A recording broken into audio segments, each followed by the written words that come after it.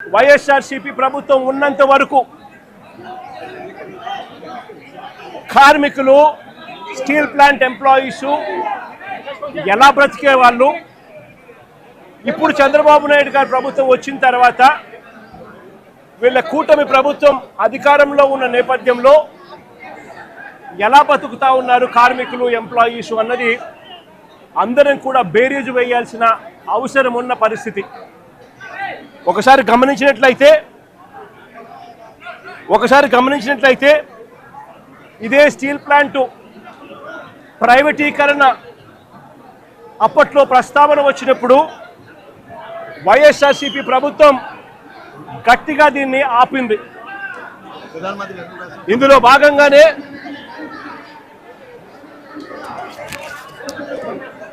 భాగంగానే అప్పట్లో 2021 మార్చి 9వ తారీఖున ప్రధానమంత్రి గారికి లేఖలు కూడా రాశాం.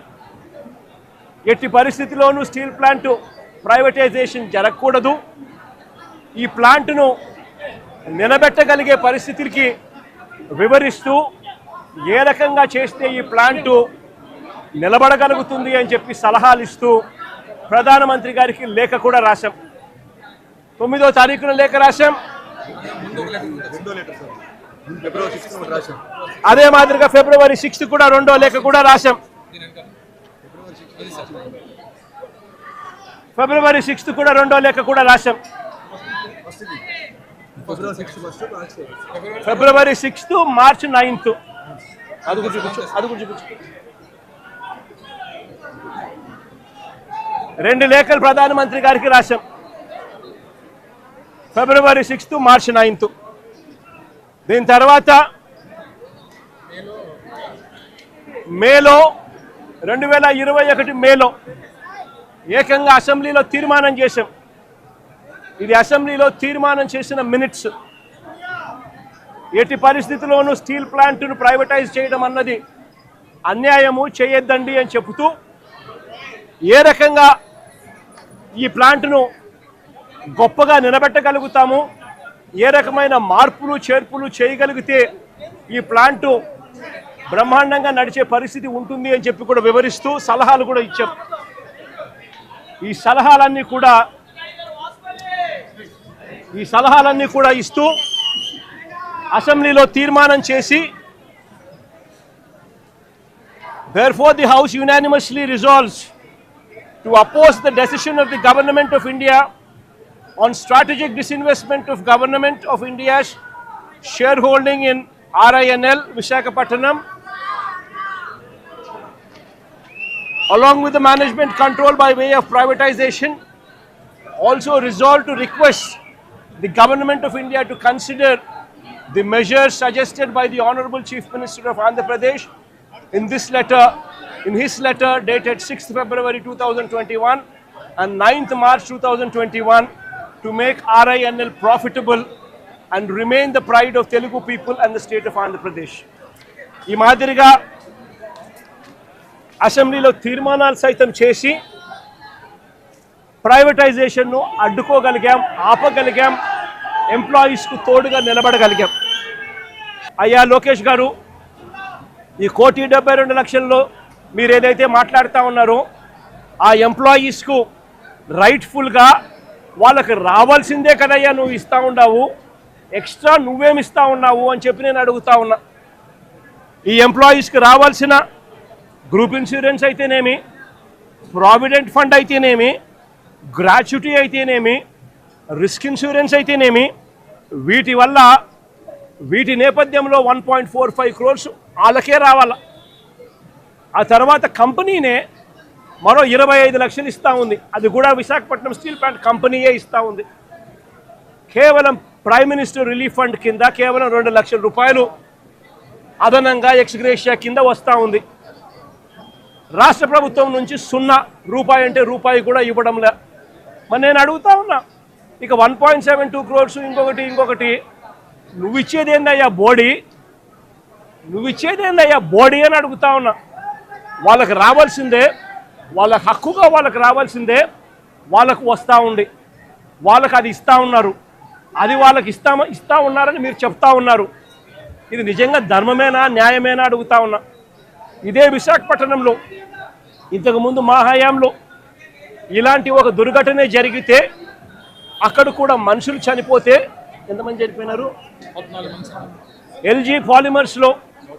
ఎల్జీ పాలిమర్స్లో అప్పట్లో కూడా ఒక దుర్ఘటన జరిగి 14 మంది అప్పట్లో చనిపోయిన ఘటన జరిగితే రాష్ట్ర ప్రభుత్వం ఎలా స్పందించింది?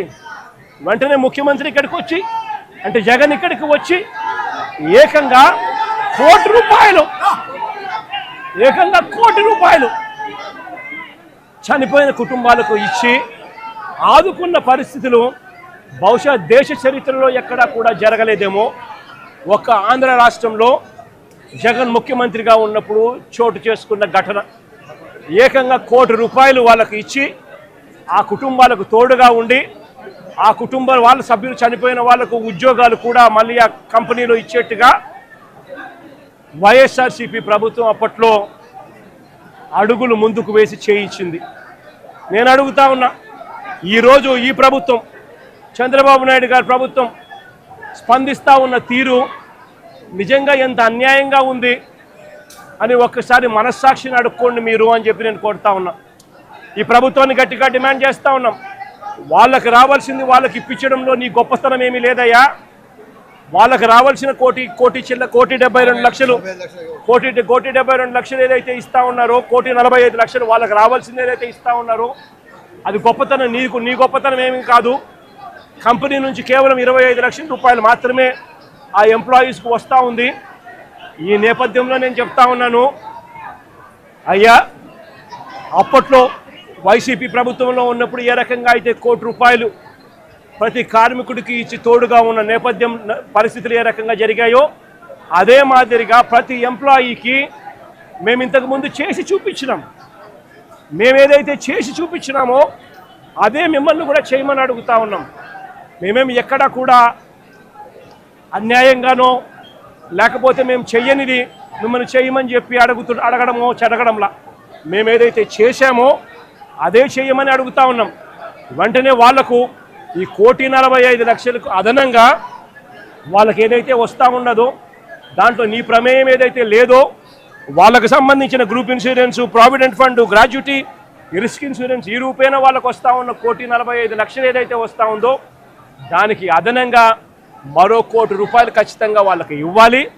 వాళ్ళ కుటుంబ సభ్యులకు కూడా అదే మాదిరిగా ఉద్యోగాలు కూడా వెంటనే ఇవ్వాలని కూడా కోరుతా ఉన్నాం.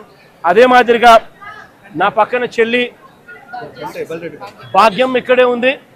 వాళ్ళ కుటుంబం కూడా ఇదే మాదిరిగానే సంవత్సరం 14 నెలల కిందట 14 వాళ్ళ భార్య ఇక్కడే ఉంది. 1/4/2025లో చనిపోయిన పెంటయ్యన్న కుటుంబానికి కూడా ఇదే ప్యాకేజ్ కూడా వాళ్ళకు కూడా వర్తింపచేసి వాళ్ళ కుటుంబానికి కూడా ఇదే మాదిరిగానే ఆదుకోవాలి అని చెప్పి రాష్ట్ర ప్రభుత్వానికి, కూటమికి ఇద్దరికీ కూడా గట్టిగా వీళ్ళిద్దరికీ కూడా చెప్తా ఉన్నాం. మరీ ముఖ్యంగా చంద్రబాబు నాయుడు గారికి, మరీ ముఖ్యంగా రాష్ట్ర ప్రభుత్వానికి, ఎందుకంటే బాధ్యత రాష్ట్ర ప్రభుత్వం కాబట్టి వెంటనే చిత్తశుద్ధి చూపండి, ఎంప్లాయీస్కి తోడుగా ఉండండి. మీరు కూడా అసెంబ్లీలో వైఎస్ఆర్ కాంగ్రెస్ పార్టీ తీర్మానం చేసినట్టుగానే మీరు కూడా ప్రైవేటైజేషన్కు వ్యతిరేకంగా అసెంబ్లీలో మేము చేసినట్టుగానే తీర్మానం కూడా చేసి కేంద్రానికి పంపి ఇది జరగకుండా కూడా ఆపే కార్యక్రమంలో చిత్తశుద్ధిని కూడా చూపండి అని చెప్పి కూడా గట్టిగా వీళ్ళందరికీ కూడా కోరుతా ఉన్నాం. ఇదొకటే కాదు, మేము ఇంత అడుగుతా ఉన్నా కూడా చంద్రబాబు నాయుడు గారి ప్రభుత్వంలో ఎక్కడైనా మానవత్వం లేక ₹1,00,00,000 ఇవ్వాల్సిన చోట వాళ్ళకు ఇవ్వని పరిస్థితి ఎక్కడైనా ఉంటే మాత్రం ప్రతి బాధితుడికి చెప్తా ఉన్నా, ప్రతి అక్కకు, ప్రతి చెల్లెమ్మకు, ప్రతి బాబుకు చెప్తా ఉన్నా, బాధపడాల్సిన పనుల కొంచెం ఓపిక పట్టండి. దేవుడి దయతో మన ప్రభుత్వం వచ్చిన వెంటనే ఒక నెల తిరక్క మునిపే ₹1,00,00,000 రాష్ట్ర ప్రభుత్వం తరఫు నుంచి వీళ్ళకి ఇచ్చి ఆదుకుంటామని చెప్పి ఖచ్చితంగా చెప్తా ఉన్నాం.